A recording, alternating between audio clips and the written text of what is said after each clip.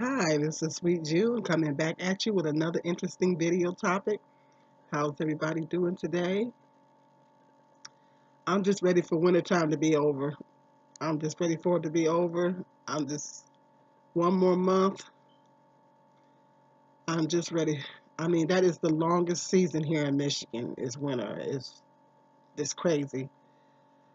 I'm so ready for spring. I'm just really over all the snow, ice, and cold. Very dangerous time of year too because it gets icy out. People have had power outages, thank God. I haven't had one. Hopefully, I don't have one. It gets bad up here in Michigan in the winter. It just gets horrible. It's like a nightmare. I'm ready for it to be over. Anyway, I got another good video topic about single motherhood. Consider myself an expert at this topic because, I've spent many years being a single mother, almost 30 years. So, um, consider myself an expert. I think it'd be safe to say that I'm an expert. I have a lot of knowledge, and I could give some viable tips to single mothers or women that's going to become single mothers. Um, like I said in my other video, I strongly recommend that you try to prevent from being a single mom because it's very difficult. But if you find yourself in that situation, I have some good tips that maybe you might be able to use. So, I've compiled my list. 10 things single mothers should never do. 10 things that single mothers should never do. Number 1, never stop your child's father from seeing the child. That is the worst thing you can do as a single mother is to try to stop their father from seeing them. Um, Children need both parents. They need the mother and they need the father. And um, it's very viable for their emotional development, very important for their it can change their whole life if they don't have one parent. It can affect their whole life, and particularly if you're in a situation to where you're keeping unless the child is in danger, unless you and the child is in danger. If the father is dangerous, then that's an emergency. That's an understandable reason to keep the father away. But if the father he's trying to do the best he can, he's working, he's trying to pay child support, he's trying to be there for the child, and he's trying to do the best he can. I know there's women that do that. I've always encouraged the fathers of my children to be there.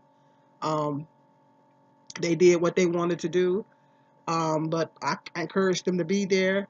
Um, but some women purposely keep the child's father away um, because they're holding some type of animosity or whatever towards the father. It is a horrible idea. Never do that because at the end of the day, it's not about you. You got to remember, it's not about you. It's not about how you feel. It's about the child. You got to remember, keep in mind at all times, you have to do what's in the best interest of the child. And what's in the best interest of the child is to have both parents as much as possible. And so it's not a good idea to keep the child's father away. So that's number one. Number two, never push your child's father away, which rides off of number one. Never do anything to push him away. I mean, um, like some women will, you know, uh, say you can't come over, you can't come over and be here with the child, or do everything they can to push the child's father away because they're angry. Sometimes a woman gets to dating another man, and that other man don't want her in contact with the child's father, and so she'll sometimes push him away for that reason. It's a lot of different reasons. She might still have leftover feelings for the father of the child, and he gets to seeing another woman, and she's jealous, or she doesn't want that child around the other woman. It's a lot of they call it baby mama drama. it's a lot of different reasons. But it's never a good idea to push the child's father away. If you're dating someone and he's not comfortable with the father being in the child's life, maybe you shouldn't be dating that guy, because that guy is supposed to understand that that child has a father, and you should not be in a position to where you have to keep the child's father away because to make this guy comfortable, because he should know from the gate that the child has a father. If the child has a father, that father has every right to be in that child's life, and nobody has the right to try to push him away or stop him for some kind of reason. And so if you're dating a guy that's not down with that, then you shouldn't be dating him. You need to find somebody that's a little bit more open-minded, a little bit more secure in the relationship. So that's my theory. Those two right off of each other. Number three, never badmouth the child's father in the presence of the child. That is a horrible idea to do that. You never, ever, ever badmouth the child's father um, around the child, because what happens is that child internalizes that. They internalize that and they take it as an attack against them, and they start, it affects their self-esteem, and it'll break down their self-esteem, and it will cause them to feel bad about themselves, because you got to remember that the father is 50%, 50% of that child's DNA is the father's.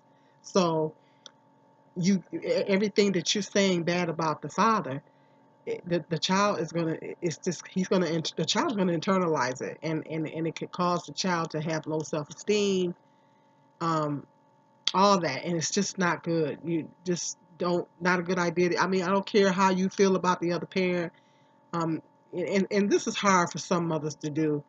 um it's hard for some mothers to do that, because they may be angry at the father for some reason. If the father's not doing right here, he's not there like he should be, or whatever. I know in my case with my youngest, his father was absent, and he didn't want to be in his life at all. And there was a period of time where I was angry about that. Um, but you gotta try really, really hard to not badmouth the father in the child's presence. If you can't say anything, it's like the old adage: if you can't say anything positive, don't say nothing at all. And if the child asks questions, answer the child's questions. Be honest with your child. Um, don't lie to your child, about the situation with the father. Um, and just be honest and answer the questions as frank and honestly as you possibly can, without putting the child's father down. So that's a very good tip. Mothers definitely need to take that consideration. I don't care how angry you are at the father. Never, never say. You can say it to, like, if you're talking to a friend and the child's not present, then you can call them every name in the book if you want to, but don't say that. Don't, never, never say it around the child. It's just not a good idea.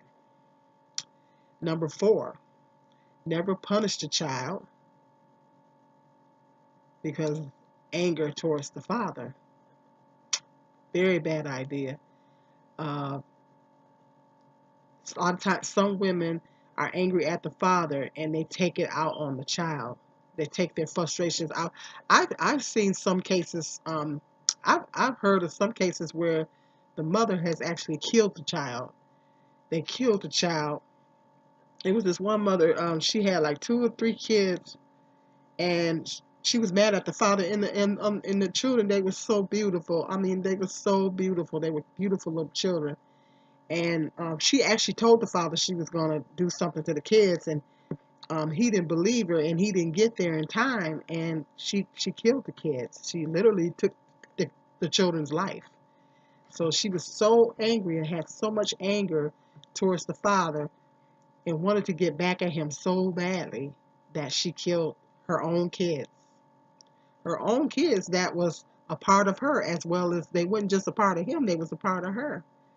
And I can't imagine being a mother. I can't wrap my mind around that. I can't wrap my mind. I can't imagine being so angry with the father that I want to do something to, I want to kill my child. I want to really hurt my child.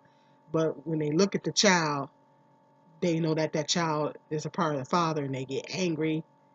uncontrolled anger, not being able to control their anger, uncontrolled anger, and everything, and they are mental health issues or whatever, and they just snap and you know.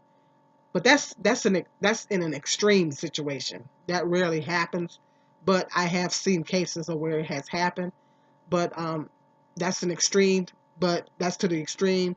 But some women, might yell at the child, just uh, be mean to the child and exhibit anger towards the child because of their feelings for the father. And that is never a good idea to do that. It's not the child's fault that if the father's a deadbeat or whatever, or are you mad at the father for some particular reason, it's never a good idea. It's not the child's fault. You got to remember that it's not the child's fault. It's not the child's fault that the father is not paying child support or not or being a deadbeat or or just being a flat out jerk. It's not the child's fault. You know, they didn't ask to come here. They did not ask to be born. So you don't have the right to take it out on the child. You know, bad, horrible idea. Number 5, never have too many men around your child. It is never a good idea to have too many men around your child. I know at one time when I broke up with my oldest son's dad, and I kind of went through a dating process, and I was so young and I didn't understand, a lot of things and the protocol of how you deal with a situation when you're dating a guy and you have. Um, I was tried to be careful to not have a lot of male friends or whatever dates around my kids, um, because it's not good. It's not good for them to see you with different men. It's it's not good for a lot of reasons, and it's not good for them to see you. It sends a bad message to them, and you don't want them to grow up thinking that um, it's okay, for men to just come in and out of women's life, and then it might reflect on how they may treat women as they get older. So it's just not a good idea for particularly little boys. It's not a good idea for them to see that. It's not good for little girls to see that either. So you really, really have to be careful. It's when you're a single parent and you're trying to date, um, you should be dating to get married. The main objective should be to get married, not to just be, dating around or whatever. Um, so when you date somebody, that your objective should be to have a serious relationship, and that relationship should be lead to marriage. Um, and I know that there's a process, you know, um, there is a process that women go through in the process of trying to find the right person. Um, and sometimes you might think this guy is the right one, and then you date him for a while and you realize he ain't the one. And but at least get to know the guy first. Get to know the guy first for a while before you bring him around your kids. Make sure that this is somebody that you want to have a relationship with. Check his character, do a background check his character, check everything out on him, and then you determine that this is somebody that you might want to date long range, then you can bring them around your kids. But if this is somebody that you just kind of just dating, just to have fun or whatever, it's not a good idea to bring them around your children. If you're not serious about them, then it's not a good idea to bring them around your children. And I won't advocate sex. I don't advocate sex outside of marriage, but in a lot of cases women are doing that. But it's not good to bring it around your kids. If you do it, you need to do it, you need to not do it around your kids. You need to take it elsewhere to the point to where they're not exposed to it. It's just never a good idea. It's not good for children to see you with multiple partners. Number 6, never take your frustrations out on your child. Um, I know I was guilty. I got to be honest. There was various times when I was raising my kids, I was guilty of that. Um, being a single mother is very stressful. It's very stressful. Um, because you're forced to you have to balance so many different things. Going to work, trying to maintain the house, trying to make sure your kids are straight, trying to keep food on the table, trying to pay the bills, and you're trying to juggle so many things. You got so many balls in the air, and you're trying to juggle so many things, and it becomes mentally exhausting. It becomes mentally exhausting, emotionally exhausting. Um, it could break you down. It really could break you down. If you're not strong or whatever, it could break you down, and it takes emotional and mental toll on you. And it's very, very stressful. It's very, very stressful trying to do all those things as a single mother. You got so much on your plate. You got so much to think about and so much to do. And plus, on top of that, you trying to work. And if it, and don't have no difficult job where you're having problems, because that just makes things worse.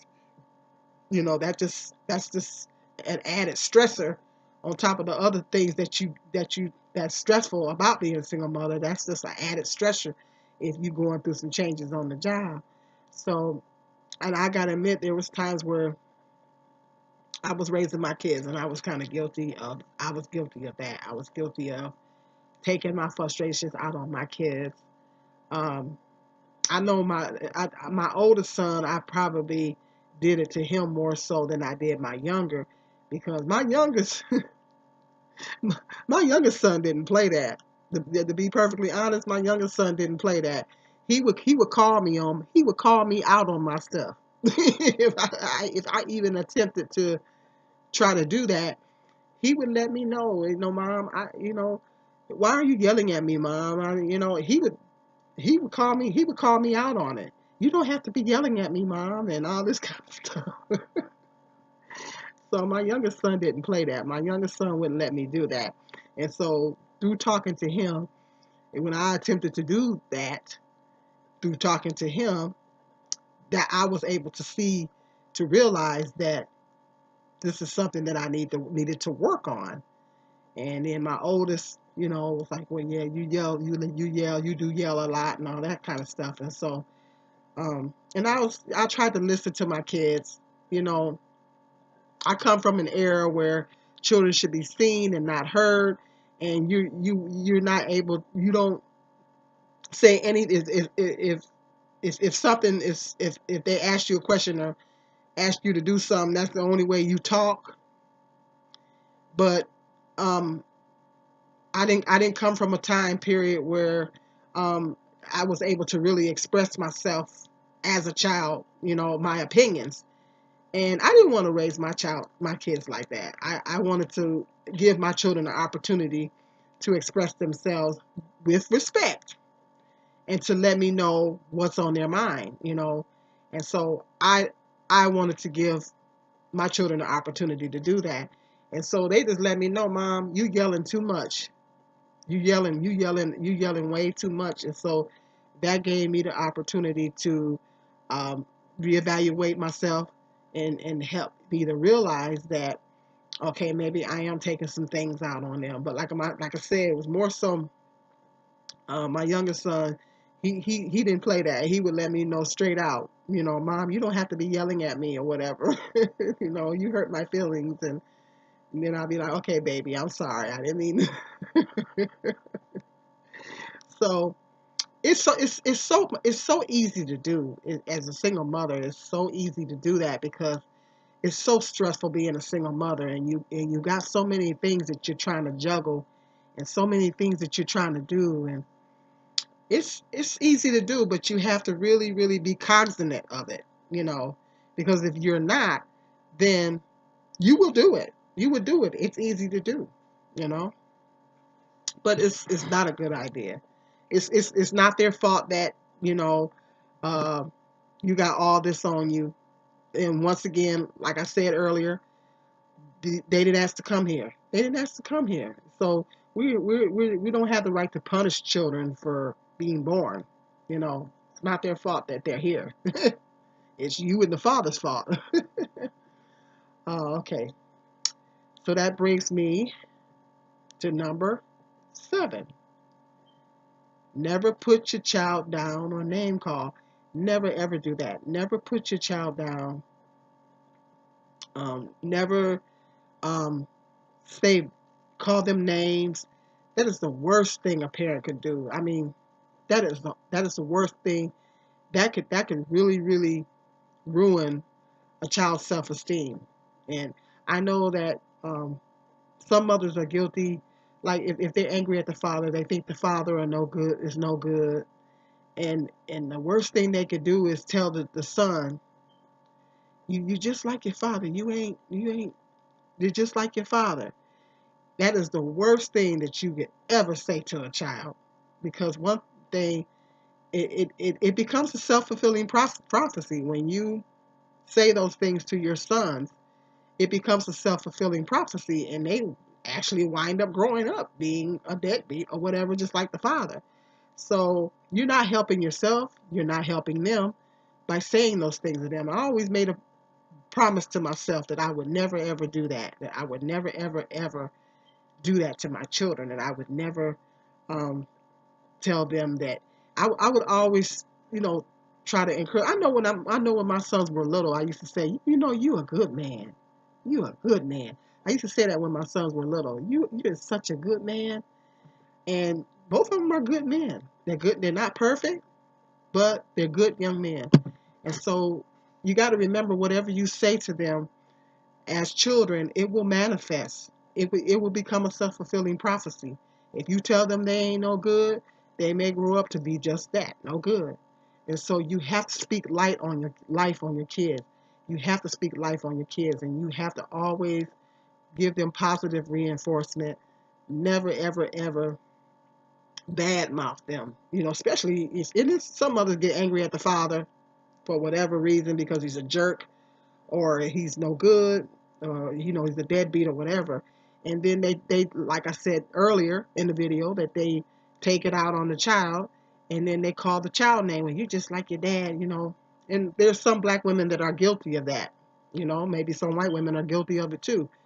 But that's a terrible thing to do. That's the worst thing as a mother you can do, is put that child down or call the child stupid. Like some parents will say, "Oh, you're so stupid." That could really, really wreck a child's self-esteem.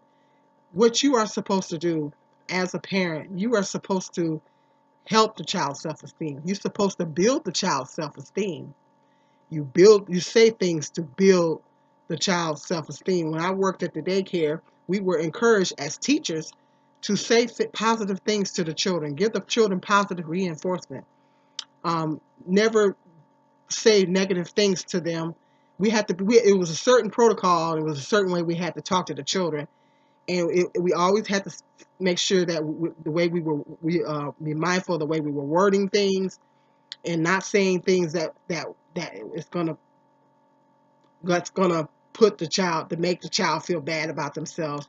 And so you have to do the same thing as a parent. As a parent, you have to make sure that you're not saying things that's going to break the child's self-esteem down. You want your child to grow up to be emotionally and mentally well adjusted. So you have to say positive things to them. You have to, like I just tell my sons, you a good man.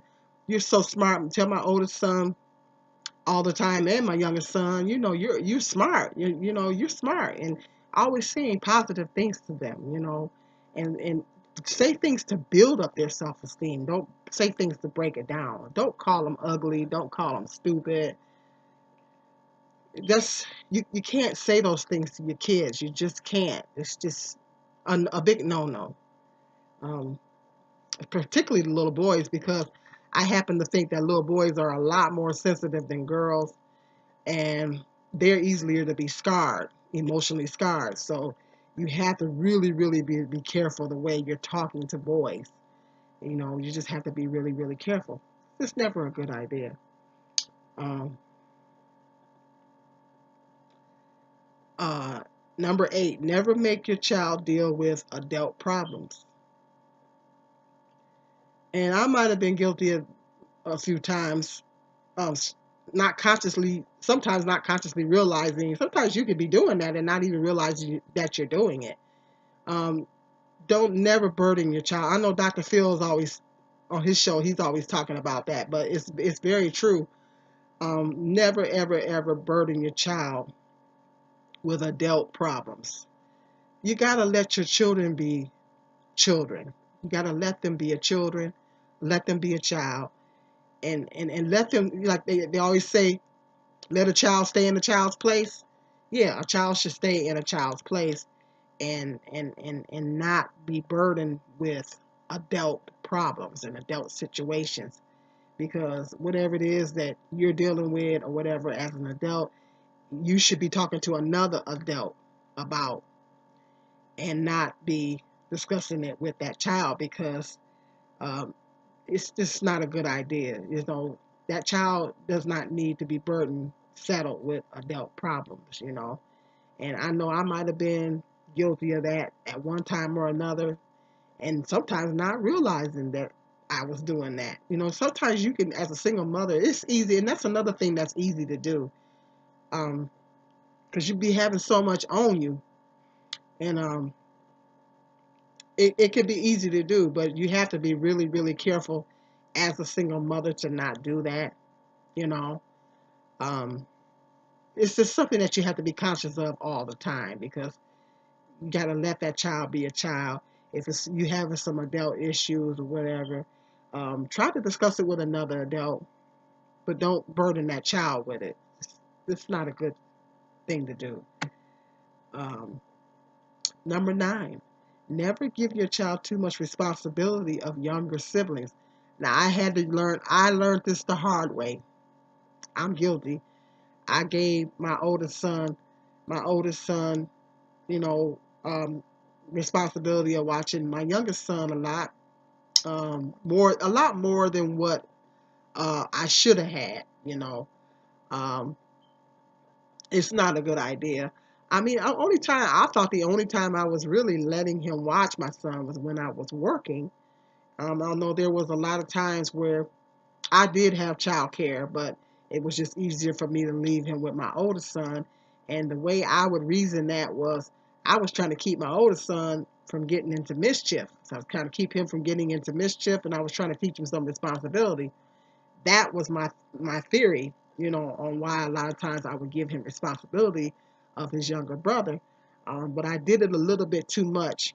It's okay to every now and then to have him babysit, but at the end of the day, it goes back to what I was saying. You got to let your child be a child, and you can't burden them with adult problems. And that's, if you don't have child care, then that's actually an adult problem, and it's not really that child's problem that you don't have child care. You have to. It's your responsibility as a mother to make sure that you have child care. Now, every now and then, if it's an emergency type situation, yeah, it's okay, but it's not a good idea to do it on a consistent basis. And I think I did it quite consistently. But there was a situation to where one time my oldest son, it's a long story. My oldest son flipped my van. This is a long story. And I was working nights. I was working night shift. And I told him, I said, you are going to help me. And by that time, I think he was already grown by that time. And so I could not drop my youngest son off to childcare because I didn't have a vehicle. And I told my oldest son, oh, you going to help me. And so at that particular time, he had to take care of his young brother, his little brother, because I had no way of dropping him off. But I think by that time he was already grown. So unless it's a situation to where it's an emergency or something like that, that's not something you want to do on a consistent basis. That you want to leave them responsible, because it's, at the end of the day, it's not their responsibility. At the end of the day, it's not their responsibility to take care of younger siblings. It is your responsibility as a parent to arrange childcare for younger siblings, for them and younger siblings, really. If they're too old for childcare, it's your responsibility to arrange child care for younger siblings. It's not their responsibility to watch the child while you work every single day. It's like I said, every now and then is one thing, but to do it on a consistent basis is not a good idea. I had to learn that one the hard way. So, um, number 10, never neglect your child physically, spiritually, educationally, or emotionally. Neglect is never okay. It's never okay to neglect your children under any circumstances.